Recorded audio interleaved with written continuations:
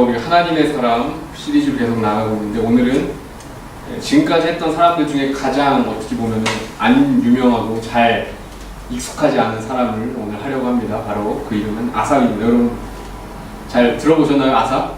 혹시 아삽에 대해서 설교하는 거 들어보셨나요? 네, 처음 들어보세요. 네, 감사합니다. 네, 아삽에 대해서 처음 이야기할 수 있는 기회를 주셔서 네, 감사합니다. 요즘 아주 핫한 여러 사람 인물들이 있는데, 그 중에서도 가장 어떻게 보면 핫 이슈인 한 사람이 있습니다. 그 중에 한 사람이 박진영이에요. 요즘 박진영. 박진영 하면은 떠오르는, 여러분 뭐가 생각나세요? 박진영 하면 생각나는 단어? 네? 허니? 네, 허니가 생각나면 옛날 사람이고. 네, 또 뭐가 생각나세요? 네, 뭐 유행어, 공기반 소리반 뭐 이런 유행어도 있고, 최신 요즘 아주 핫하게 유행하고 있는 노래 What is Love? 트와이스의 작곡했죠 이번에. 그래가지고 1등도 하고 아주 잘 나가고 있죠. 거기다 항상 매년마다 조사할 때마다 저작권 수입 1위를 거의 놓치지 않는 사람이죠. 그러다 최신에 또 이제 종교 문제까지 아주 인터넷에 뭐 구원파다, 이 사람이 구원파다 아니다 뭐 이러면서 뉴스에 막 계속해서 박진영이 등장하는 것을 알 수가 있습니다. 제가 한번 찾아봤더니 박진영이 작곡한 곡수가 저작권협회에 등록된 곡이 몇 곡일 것 같으세요? 몇 곡이나 될까요? 네, 등록된 곡이 한 500곡이 넘는다고 합니다. 500곡이 넘나봐요. 등록된 곡만. 아마 등록된 곡이 500곡이라는 얘기는 실제로 노래를 만들었던 곡은 수천 곡이라는 얘기죠. 수천 곡 중에 그 중에서 버린 곡들도 상당히 많을 것이고, 그 중에서 이제 괜찮다 싶은 것만 등록했으니까, 그 중에 또한 1등한 곡, 대중들에게 사랑받은 곡이 몇 곡일까요? 뭐 요즘으로 따지면 멜론 차트나 이런데 주간 차트 1위를 한 노래를 개수로 따졌어요. 옛날에는 뭐 옛날 사람들은 아는 가요 톱10 모르시나요? 나는 가요 톱10 저만 아나봐요. 네. 뮤직뱅크 1위. 네, 봤더니 박진영이 맡은 노래가 1등한 곡이 42곡입니다. 42곡. 네, 굉장히 많죠. 저작권 1위 할만하죠. 네, 그런데 제가 봤더니 박진영의 삶을 봤더니 예전에 막 노래를 보면은 뭐 허니 뭐 가사, 옛날 가사를 보면 막 우리 엘리베이터 안에서 뭐 사랑을 나눴어 뭐 이런 가사들, 뭐 너가 사는 너의 사는 집 앞에서 뭐 뭔가 이러한 메시지를 가사들을 담다가 딱 10주년이 지나서 박진영이 갑자기 혹시 옛날에 힐링 캠프 보셨어요? 박진영 나온 거? 예전에 박진영이 예전에 막 노래를 하고 자신이 명예와 돈과 이런 것들 많이 얻었는데, 뭔가 어느 시간이 지나니까 너무 허무함을 느꼈다. 그래서 뭔가 신에 대한 궁금증이 생겨서 신을 찾기 시작했고, 그러다가 막 그가 이제 이스라엘을 갑니다. 이스라엘 가서 이스라엘을 살면서 거기서 막 하나님을 찾겠다고, 신을 찾아보겠다고 이스라엘 갔다가 돌아와서 앨범을 냅니다. 앨범을 내서 10주년 앨범 내서 들어보셨어요? 그 보면 가사가 이런 가사입니다. 이런 가사, 그가 이제 새로운 가사에 그의 삶의 고백이 담겨져 있는 거죠. 보면은 이런 가사를 씁니다. 돈, 명예, 사랑 중 사랑이 최고라는 막 이런 가사를 써요. 그래서 내가 돈도 많이 가져봤고, 내가 명예도 많이 누려봤고, 내가 많은 것들을 내가 가져봤지만 다 이런 것들이 허무하더라. 다 지내봤더니 다 가져봤지만 결국 계속해서 공허하고 허무하더라. 결국 남는 것은 사랑밖에 없더라. 이런 고백을 하면서 이런 메시지를 쓰게 됩니다. 그러면서 요즘 그가 이렇게 종교에 이렇게 빠지다, 종교의 어떤 종교생활, 하나님을 찾고 하다 보니까 그가 막 성경 공부를 하게 되고, 그러다 보니까 뉴스에 이제 그가 구원파다 아닌가 이런 이야기가 나오게 되는 것이죠. 네, 뭐 구원파인지 아닌지 저는 뭐 잘 모르겠습니다만, 아무튼 박진영을 통해서 이야기하고 싶은 것은 그것입니다. 그가 그의 인생의 삶의 여정을 통해서, 그의 노래를 통해서 그의 삶의 고백들, 그리고 삶의 그가 생각하는 가치관들, 그가 생각하는 메시지를 그가 노래의 가사를 통해서 담았고, 그것이 우리 가운데 들려지고 우리는 그것을 보게 됩니다. 박진영뿐만 아니라 우리 모든 사람도 마찬가지죠. 여기 있는 모든 사람, 이제는 우리가 의도하지 않아도 우리 인생의 삶의 흔적이 자동으로 남는, 모든 것이 남게 되는 시대에 우리가 살고 있습니다. 우리가 지금 모든 사람들이 스마트폰을 들고 다니기 때문에 이 스마트폰에 모든 우리의 삶의 흔적이 남습니다. 우리가 어디에 갔는지, 우리가 돈을 신용카드를 쓰게 되면 문자 오게 되니까 우리가 돈을 어디에 썼는지, 어디에서 썼는지 이 모든 것들이 우리 삶의 흔적이 우리가 의도하지 않아도 남게 되고, 그리고 SNS를 통해서 우리가 글을 남기면서 내가 생각하는 것들, 나의 가치관들을 남기게 되죠. 여러분 혹시 예전에 싸이월드 하셨나요? 싸이월드? 네. 하셨나요?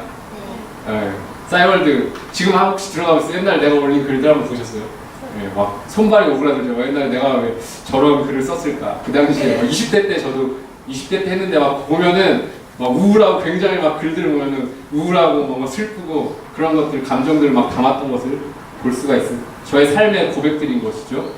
네, 이토록 우리 모든 사람들은 삶의 이런 흔적들을 남기고 살아가는데, 오늘 이 아삽을 통해서 이 아삽이 그 하나님과의 관계, 하나님과의 그 관계, 하나님과 함께했던 그의 삶의 흔적들을 오늘 성경 가운데 아삽은 기록하고 있습니다. 그가 시편을 통해서, 우리가 시편을 쓴 사람 하면은 가장 먼저 떠오르는 게 다윗이지만 아삽도 시편을 기록했는데 무려 150편 중에 12편을 아삽이 기록을 하게 됩니다. 그래서 그 모습을 통해서 아삽이 어떤 삶의 흔적을 남겼는지, 하나님의 사람을 남겨야 하는 그 삶의 흔적은 무엇인지 우리가 오늘 함께 봤으면 좋겠습니다.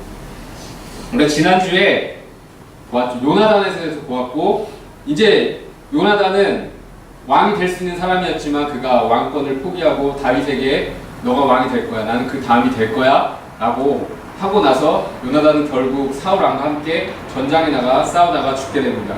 그리고 이후에 이제 다윗이 왕이 되죠. 자, 다윗이 왕이 되어서 가장 먼저 한 일이 뭘까요? 다윗이 이제 왕이 되어서 가장 그가 첫 번째, 가장 중요하게 생각하고 했던 일이 뭘까요? 다윗은 가장 먼저 블레셋에게 빼앗겼던 언약궤, 모세가 만들었던 그 언약궤를 다시 되찾아오는 일을 하게 됩니다. 그래서 블레셋에게 나가서 전쟁을 선포하고 그들과 싸워 이긴 뒤에 언약궤를 가지고 돌아오게 됩니다. 예루살렘으로 돌아오게 되는 것이죠. 그러면서 다윗성으로 그가 언약궤를 가지고 올 때 그날은 축제의 날이 됩니다. 우리가 조금 전에 찬양했던 다윗처럼 춤을 추면서, 이 가사는 바로 그 다윗이 언약궤를 가지고 다윗성으로 돌아올 때 너무나도 기쁜 나머지 그가 춤을 출 때에 속옷이 다 들려져가지고 그의 막 하체가 드러날 정도로, 그것도 상관하지 않고 그가 너무나도 기쁜 마음에 춤을 췄던 그 모습이 성경에 기록되어 있고, 그 메시지를 담았던 것이 주님의 임재 앞에서라는 찬양이었던 것이죠. 그런데 축제날에 다시 기쁨으로 하나님의 언약궤가 이스라엘로 돌아오는 것, 그리고 예루살렘 다윗성으로 돌아오는 것에 대해서 기뻐하며 그가 춤을 추었던 것이죠. 왜 그것을 기뻐했을까요? 다윗은 그가 왕인데 왜 언약궤가 돌아오는 것을 기뻐했을까요? 사실 이스라엘이라는 나라는 다윗이 왕이 되었지만, 다윗은 자신이 겉으로 보기엔 그가 왕이었지만 실제적인 그 이스라엘을 통치하고 다스리는 왕은 자신이 아니라 바로 하나님이라는 사실을 그가 알았기 때문에, 그리고 그것을 인정했기 때문에 그것을 상징하는, 하나님의 임재를 상징하는 언약궤가 이스라엘의 중심, 수도, 그리고 그 예루살렘 다윗성에 들어오는 것이 바로 하나님이 이제 이스라엘 중심에 계시고 왕이시고 이스라엘을 통치하시는 분이 하나님이시다라는 것을 선포하는 것이기 때문에, 그것을 보여주는 것이기 때문에 다윗은 지금 언약궤가 들어오는 것을 기뻐하고 있던 것입니다. 자, 그러면서 다윗이 언약궤가 들어오고 나서 하나님의 그 임재, 하나님이 임재하신 언약궤가 이제 이스라엘의 예루살렘에 들어오고 나서 그가 첫 번째 하게 되는 일이 뭘까요? 오늘 4절 말씀이 바로 그가 하는 일입니다. 우리 다 함께 한 목소리로 읽어보겠습니다. 시작.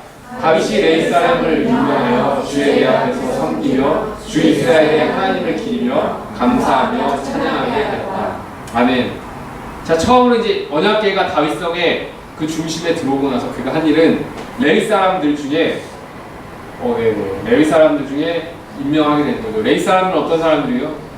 바로 하나님을 위해서, 하나님의 일을 위해서 특별히 구별된 사람들을 이야기합니다. 다른 어떤 자신의 어떤 목적을 위해서, 자신이 먹고 살기 위해서 다른 일을 하는 것이 아니라 오직 하나님의 일을 하기 위해서, 예배를 섬기기 위해서 있는 사람들 중에, 레위 사람들 중에 어떤 일정의 사람들을 택하여서 주의 궤 앞에서, 그 하나님이 임재하시는 그 궤 앞에서 그 안에 계속해서 거하면서 어떤 일을 하게 되냐면, 그들을 임명해서 이스라엘 하나님을 기리며 감사하며 찬양하게 하는 일을 하는데, 즉 다시 말하면 우리가 지금 이 자리 가운데 우리가 예배팀으로 섬기는 것처럼 하나님을 찬양하며 하나님을 노래하는 일들을 맡는 레위 사람들을 특별히 구별해서 그 역할을 맡기게 되는 것이죠.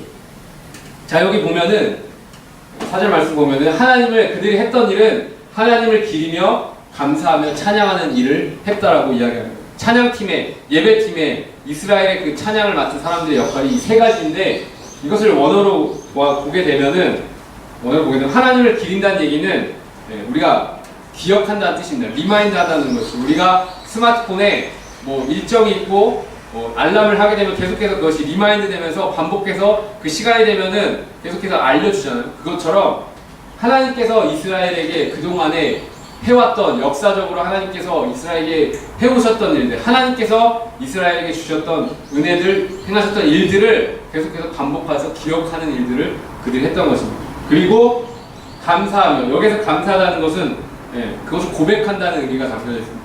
하나님 행하신 일들을 고백하는 것이죠. 하나님께서 우리 이스라엘에게 구원을 베풀어 주셨고 우리를 가나안 땅을 주셨고 우리에게 이곳 가운데 하나님이 땅을 우리에게 주셔서 우리가 이 땅 가운데 살게 해주셨어요. 아니면 개인에게 하나님이 이런 은혜를 우리에게 주셨어라는 고백들을 하게 되고 마지막 찬양한다는 것은 자랑한다는 의미를 담고 있습니다. 하나님이 이런 분이야, 하나님 정말 대단한 분이야라고 사람들에게 선포하는 것이죠. 하나님이 정말 위대한 왕이셔. 하나님은 그 누구도 감당할 수 없는, 이길 수 없는 수많은 우상들이 있지만 그들이 감당할 수 없는 하나님이 정말 최고의 하나님, 신이야라는 이러한 자랑을 하게 되는 거죠. 그들이 했던 일은 바로 기억하고 하나님 행하신 일을 기억하고 고백하고 그리고 그것을 자랑하는 일들을 했던 것입니다. 자, 이것을 통해서 우리가 알 수 있는 것은 예배자, 하나님은 우리를 예배자로 부르셨잖아요. 오늘 하나님을 예배하는 예배자로 부르셨다는 것은 우리가 해야 할 일들이 무엇인지를 우리가 알 수 있는 것입니다. 우리가 살아가며 이 땅 가운데 살아가며 우리가 또한 함께 모여 우리가 예배한다는 것은 기억하는 것입니다. 우리가 삶 가운데 하나님께서 나에게 주셨던 일, 행해 주셨던 일들, 나에게 주셨던 은혜들, 나를 도와주셨던 일들, 나를 구원해 주신 일들, 나에게 필요를 채워주셨던 일들을 기억하는 것이죠. 그리고 그것을 고백하는 것입니다. 하나님 저에게 이런 일들을 행해 주셨습니다. 하나님 나에게 이렇게 나를 인도해 주셨습니다. 감사합니다. 하나님 나를 이렇게 도와주셨습니다. 하나님이 함께 해주셔서 내가 이러한 어려움들이 있었지만 제가 감당할 수 있었습니다. 라고 고백하는 것이고 그리고 마지막으로 찬양하는 것, 자랑하는 것이죠. 하나님, 그런 하나님이 정말 저의 정말 참 하나님이십니다. 아버지이십니다. 목자이십니다. 이런 식으로 하나님을 고백하는 것입니다. 이 세상에 다른 신은 없습니다. 오직 하나님만이 내가 믿고 신뢰할 수 있는 한 분이십니다라는 이런 고백들을 우리가 이러한 선포들, 이런 자랑을 하게 되는 것이 바로 예배입니다. 우리 삶 가운데 우리가 이런 고백 가운데 살아가는 것이고 또한 우리가 이 자리 가운데 모인 것이 그 일을 하기 위해서 일주일의 삶 가운데 하나님께서 우리에게 행해주신 일을 기억하고 고백하며 그것을 자랑하기 위해서 우리가 이 자리 가운데 모였고 이렇게 예배하고 우리가 또 이 시간이 끝나고 함께 나눔을 하는 것도 바로 하나님께서 일주일 동안 이렇게 나에게 이렇게 나를 인도해 주셔서 나에게 이런 일들을 행해 주셨어 라고 고백하고 또 그런 하나님을 자랑하기 위한 거죠. 나에게 있었던 일, 나 이번 주에 나 이런 좋은 거 내가 좋아하는 걸 샀어. 나 자랑하는, 나의 것을 자랑하는 것이 아니라 하나님이 행하신 일들을 자랑하는 것이 바로 예배라고 할 수 있는 것입니다. 창세기 말씀을 보면은 창세기에 나왔던 많은 사람들이 아브라함, 이삭, 야곱 이런 사람들이 어떤 지역을 갈 때마다 자주 등장하는 것이 여호와의 이름을 불렀다라는 것이 많이 나옵니다. 여호와의 이름을 불렀다. 그러면서 그 내용을 보면 여호와 이레라고 하기도 하고 여호와 라파, 여호와 니시 이런 식으로 여호와 이름을 그들은 가는 곳곳마다 여호와 이름을 부르는데 이 여호와 이름을 부른다는 의미가 바로 예배한다는 뜻입니다. 여호와 이레, 하나님이 아브라함이 고백했던 것이죠. 하나님이 준비해 주신다. 하나님 행하신 일을 기억하고 하나님이 준비해 주셨어. 고백하고 하나님이 나에게 그런 일을 행해 주신 바로 하나님이라고 자랑하는 것이죠. 여호와 이레, 여호와 라파, 하나님 나를 치료해 주시는 분이야. 여호와 니시, 하나님이 전쟁에서 나를 승리하게 해주셨습니다. 여호와의 이름을 부른다. 그 여호와 이름 안에 하나님이 우리에게 행해 주신 일들이 있는 것이죠. 그런 것이 바로 예배라는 것을 우리가 알 수 있습니다. 자, 5절 말씀으로 넘어가면 그 일을 하기 위해서 세운 우두머리가 바로 아삽입니다. 그 일을 맡은 이스라엘 그 일을 맡아서 감당하며 그 일을 이끌어가는 자가 바로 아삽인데 그의 역할이 바로 마지막에 뭐라고 돼 있어요? 아삽은 심벌지를 우렁차게 치는 심벌지를 치면서 언약궤 앞에서 하나님 임재하시는 궤 앞에서 일평생 그는 다른 일을 한 것이 아니라 그 하나님을 찬양하며 하나님을 기억하며 특별히 그는 이스라엘을 향해 행하신 하나님의 일들을 끊임없이 과거를 기억하며 그리고 그것을 노래로 고백하며 그 시편을 썼던 것입니다. 12편의 시편을 쓴 것이 바로 그 일들을 고백하기 위한 것이고, 그리고 그것을 자랑하기 위해 시편 가운데 그는 하나님이 이런 하나님이야라고 그는 자랑하고 있는 것을 알 수가 있습니다. 그래서 아삽의 그 12편의 시편을 보면 그가 어떻게 하나님을 기억했고 어떻게 고백했고 어떻게 그것을 자랑했는지 시편에 알 수가 있습니다. 오늘은 그의 시편의 고백 중에 제가 그 12편을 쭉 읽어보면서 가장 제가 인상에 남았던 세 구절을 제가 가져왔는데, 이 세 구절을 통해 그가 어떻게 하나님을 기억했고 고백했고 자랑했는지 한번 보기 원합니다. 자, 첫 번째는 그가 썼던 시편 78편의 52절 말씀입니다. 우리 한 목소리 한번 읽어볼게요. 시작. 그가 자기 백성은 양같이 인도하여 내시고 광야에서 양떼같이 지도하셨다. 아멘. 자, 이 시편 78편은 엄청 깁니다. 이스라엘의 역사, 출애굽 때부터 쭉 하나님이 어떻게 이스라엘을 구원해 오셨는지를 역사적으로 쭉 기록하고 있어요. 그가 기억했던 것이죠. 이스라엘의 하나님이 어떻게 이스라엘을 구원하셨는지를 기억하시고 나서 그가 고백하는 것입니다. 그렇게 이스라엘을 인도하신 하나님이 바로 어떤 분인가? 우리를 양같은 우리를 인도하신 목자라는 사실을 그는 고백하는 것입니다. 아삽에게 있어서 하나님은, 그가 기억한 하나님은 이스라엘을 양같은 이스라엘, 말 더럽게 안 듣고 계속해서 자기 멋대로 행하려고 하는 그런 양같은 그들을 인도하고 그들을 지도하셔서 광야에서 이제는 이스라엘, 가나안 땅으로 인도하신 분이라는 고백을 하는 것입니다. 아삽은 바로 이 사실을 시편 78편을 통해서 그의 인생을 통해 이스라엘 역사를 통해 하나님은 바로 우리의 목자이십니다라는 사실을 고백하게 되는 것입니다. 여기 계신 우리 사랑하는 청년 여러분들도 이러한 고백들, 지금까지 살아오면서 20년 살아오신 분도 있고 30년을 살아오신 분들도 있는데, 그런 모든 인생을 통해서 하나님은 과연 나의 이 역사를 통해서 어떤 분이신가? 이스라엘이 고백하는 하나님이 목자이실 수도 있고 아버지일 수도 있고 인도자, 선생님, 친구 다양할 수 있잖아요. 그런 고백들이 우리 사랑하는 청년들 여러분들 안에도 이러한 기억하며 고백하는 일들이 있었으면 좋겠습니다. 자, 그 다음에 또 한편 제가 인상 깊게 봤던 것은 73편입니다. 73편 말씀 28절 말씀 한번 다시 읽어볼게요. 시작. 하나님께 가까이함이 내게 복이라. 내가 주 여호와를 나의 피난처로 삼아 주의 모든 행적을 전파하리라. 아멘. 그의 개인적인 마음을 담은 시인데 그가 고백합니다. 하나님께 가까이하는 것이 나에게 복이다라고 고백하는데, 이 앞에 시의 내용을 보면 뭐냐면 이런 이야기가 나옵니다. 이 세상에 하나님을 알지 못하는, 어떻게 보면 불의한 사람들이 너무나도 잘 살고, 그리고 그들에게 보니까 인생에 형통하고 아프지도 않고 문제가 생기지도 않고 그들의 인생이 너무나도 잘 풀리고, 하나님을 모르는 그들이 어떻게 이렇게 인생이 잘 되고 이 땅 가운데 행복하게 살아가고 잘 될 수 있느냐, 이런 의문을 시편을 통해서 그가 73편을 쭉 기록하다가 이 의문을 하나님 앞에 고백하면서 왜 이렇게 불의한 사람들이 살아가는 것입니까? 라고 이야기하는데, 그러면서 마지막에 그가 결론적으로 깨닫게 되는, 하지만 그들이 아무리 잘 살고 이 땅 가운데 풍요를 누리고 살아가지만 결국 제가 보니까 하나님을 가까이 하는 것이 진짜 나에게 복입니다라는 고백을 하는 거죠. 아삽이 무슨 일을 했나요? 그가 언약궤 앞에서 평생 하나님을 찬양하는 일을 했잖아요. 언약궤가 뭐예요? 하나님의 임재, 하나님을 가장 가까이에서 그가 살아갔던 것이죠. 평생을 하나님과 가까이 살아가면서 결국 고백하는 것은 이 땅 가운데 수많은 사람들이 풍요를 누리고 만족하며 자신의 만족을 향해 살아가지만 그것보다 더 큰 진짜 복은 하나님을 가까이 하는 것이 복입니다라는 그 인생을 통해서 결국 그가 고백하게 되는 것이죠. 그 삶 가운데 남는 것은 바로 하나님과 가까이 하는 것이 진짜 이 땅 가운데 그것이 복이다라는 사실을 결국 그는 고백하는 것을 우리가 알 수가 있습니다. 여기 계신 사랑하는 청년 여러분들도 이런 고백들, 하나님을 가까이 하는 것이 나에게 진짜 그것이 참 복입니다라는 고백들이 우리 가운데 그저 입술의 고백이 아니라 삶의 진정한 고백들이 우리 가운데 일어나는 일들이 일어났으면 좋겠습니다. 자, 마지막 시편 83편 아삽의 마지막 시입니다. 마지막 시인데 한번 우리가 한 목소리를 읽어볼게요. 시작. 여호와라 이름하신 주만 온 세계의 지존자로 알게 하소서.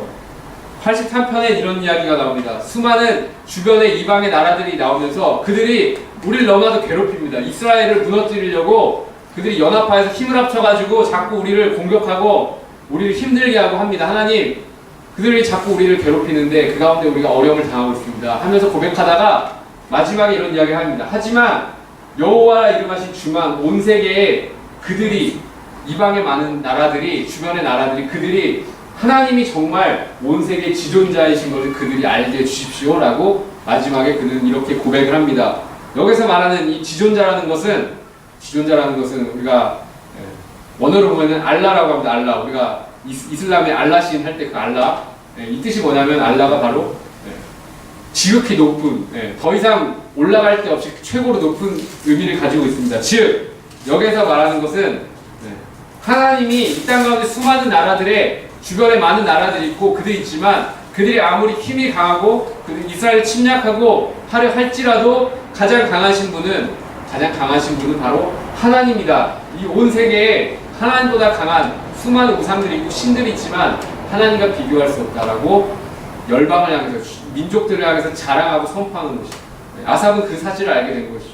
하나님의 언약궤 앞에 있으면서 하나님의 살아계심을 보고 하나님의 영광을 바라보면서 하나님 외에 다른 신이 없구나라는 사실을 고백하며 우리가 이렇게 시편을 통해서 예배하며 찬양하는 것을 우리가 알 수가 있습니다.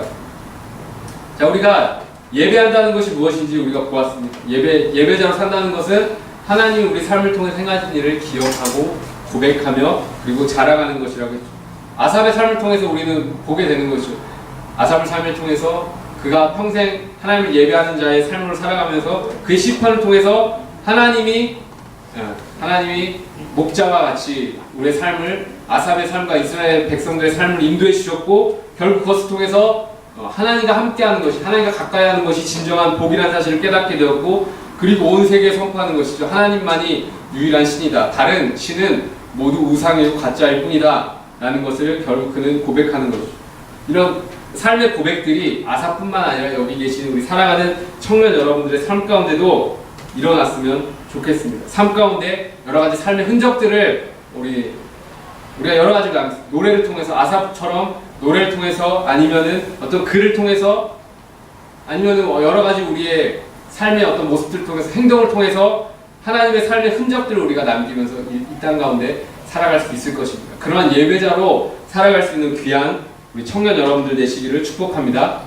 그리고 우리 공동체의 예배가 또 우리 함께 모여 우리가 예배할 때 하나님께서 우리에게 행해주신 일들, 일주일의 삶 가운데 행해주신 일들을 우리가 계속해서 고백할 때 하나님을 우리가 더 깊이 알게 되어지고 하나님을 깊이 예배케 되어지는 일들로 우리가 나아가기를 축복합니다. 아멘. 네, 마지막으로 한 명을 소개하며 오늘 말씀을 마치려고 합니다. 혹시 이거 보신 적 있어요? 이거 기억 누군지 아세요? 아시는 분? 딱 이 모습 보면은 아시는 분 없어요? 다 모르시는 분인데 맨발이죠. 맨발. 혹시 들어보셨어요? 맨발의 전도자? 맨발의 성자라고 하는 다 몰라요? 네. 이분은 바로 예전에 영상으로 2000년대 초반이었던가 아마 영상으로 팔복이라는 제목을 가지고 영상 가난한 자는 복이 있나니라는 제목으로 영상을 통해서 나왔던 최춘선이라는 할아버지 들어보셨나요? 다 모르시나요? 네, 제가 청년부 카톡에 유튜브에 있으니까 영상 한번 올려드릴게요. 한번 보신 분들도 있을 거예요. 네. 이분이 어떤 김우현이라는 여러분 김우현이라는 아시는 분이 아실 거예요. 그 비디오를 찍는 PD 분이셨는데 이분이 다니다가 지하철역에서 맨발로 다니면서 여기다 목에다가 어떤 예수 그리스도를 믿어라 이런 얘기를 이렇게 써있고 맨발로 다니는 어떤 아주 나이 많은 할아버지가 이렇게 꾼꾸정하게 다니면서 2호선에서 한 명 한 명 다니면서 예수님을 믿으라고 이렇게 이야기하는 것입니다. 예수님을 믿으라. 그러면서 왜 우리나라가 그분이 나이가 많으셔가지고 왜 우리나라가 두 개로 쪼개졌냐 이러면서 이런 이야기를 하면서 그러면서 예수님을 전하면서 돌아다니는 것을 보면서 신기해서 한 분이 계속해서 찍게 됩니다. 그러면서 나중에 이것이 영상으로 제작이 되는데 이분이 바로 최춘선이라는 분인데 그렇게 찍다가 나중에 결국은 마지막에 계속해서 따라다니면서 찍는데 결국은 이분이 그렇게 계속해서 맨발로 다니면서 전도 예수님 믿으세요 하다가 지하철에서 나중에 돌아가요. 지하철 앉아가지고 그 기차 앉아있다가 거기서 그냥 돌아가시게 되는데, 그러고 나서 봤더니, 시간이 지나서 봤더니, 이분에 대해서 봤더니 어떤 일들이, 이분이 바로 독립운동가였고, 독립운동했던 분이고, 심지어 그냥 독립운동가가 아니라 옛날에 임시정부 때 어떻게 보면 큰 장관과 같은 역할을 했던 분이었거든요. 봤더니, 몰랐는데 봤더니 굉장히 큰 일을 했던 분이고, 그리고 심지어 아버지가 엄청난 부자셔가지고 지금 김포공항에 있는 일대에 굉장히 많은 땅을 소유하고 계셨던 분이었고, 네, 부자였고 그랬던 분인데, 이분이 예수님을 만나게 되고 나서 어떤 일을 하게 되냐면, 그 많던 땅, 아버지로부터 물려받았던 김포공항에 있던, 평은 모르겠는데 하여튼 굉장히 많은 땅을 가지고 있는데, 그것을 다 그냥 가난한 사람들, 당시에 전쟁이 끝나고 이제 많은 사람들이 땅이 없고 돌아다니는 그들에게 한 명 한 명의 땅을 주면서 그 땅을 모두 나눠주고, 자기는 땅을 쓰고 이제 아주 조그만 땅만 가지게 되고, 그리고 나서 일평생을 맨발로 다니면서 자신은 통일이 될 때까지 신을 신지 않겠다고 하면서 맨발로 다니면서 꼭 예수님을 전하고 다니게 되는 삶을 살게 되는 거죠. 어떻게 보면 그냥 그렇게 주변의 사람들이 보기에는 지하철에 그냥 돌아다니는 미친 할아버지로 보았겠지만, 그가 이렇게 맨발에 그런 삶에 남겨진 흔적들, 그리고 그를 우연히 발견했던 어떤 한 사람이 그를 찍게 됨으로써 영상을 통해서 그의 삶이 나타나게 되면서 놀라운 하나님의 복음을 위해서 살았던 한 사람의 모습이 드러나게 되는 것이죠. 한번 영상 제가 아무튼 지금 나중에 끝나고 찾아보세요. 최춘선 검색하면 유튜브에 뜹니다. 바로 그 다큐멘터리가 뜰 거예요. 네, 이러한 삶의 흔적인 것이죠. 이 할아버지, 맨발이 바로 이 할아버지의 그 예수님과 함께했던 복음을 살았던 삶의 흔적이고, 그게 남겨졌던 그 영상이 삶의 흔적이었던 거죠. 일평생 하나님과 함께했던 삶의 흔적들이 남게 되었던 것이죠. 이분은 의도하지 않았지만 하나님께서, 그런 모습 통해서 하나님께서 우리 세상에 우리에게 보여주게 된 것이죠. 이러한 할아버지의 삶처럼 여기 계신 우리 한 사람 한 사람, 저를 포함해서 우리도 또한 이렇게 삶의 흔적, 다양한 모습을 통해 삶의 흔적들, 하나님이 드러날 수 있는 삶의 흔적들이 우리의 노래를 통해, 우리의 글을 통해, 우리의 직업을 통해, 아니면 우리의 몸을 통해, 아니면 우리가 가지고 있던 어떤 소유를 통해, 우리의 삶의 어떤 행동들을 통해서 그것들이, 삶의 흔적들이 나타나게 되어지고, 그것을 통해서 일평생 아삭과 같이, 이 최추선 할아버지와 같이 예배자로 하나님을 기억하며 고백하며 자랑하는 삶들로 나아가시기를 축복합니다. 아멘. 네, 우리